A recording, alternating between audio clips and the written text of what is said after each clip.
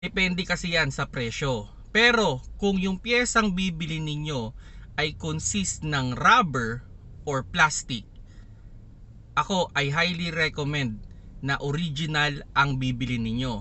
Especially kung yung piyesa ay nasa loob ng engine o yung masyadong mahal ang labor.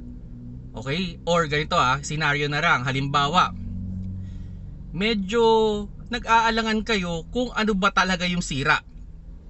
Kumbaga naglolo ko yung unit ninyo at hindi nyo ma-determine kung ano yung exactly problema. Okay? Pag ganyan ang senaryo, original dapat ang lahat ng bibili ninyo. Bakit? Pag ano kasi yan, halimbawa nagda-diagnose kayo, tinetesting nyo yung iba-ibang pyesa, pag replacement ang binili ninyo, there's a possibility na pag hinalaan ninyo yung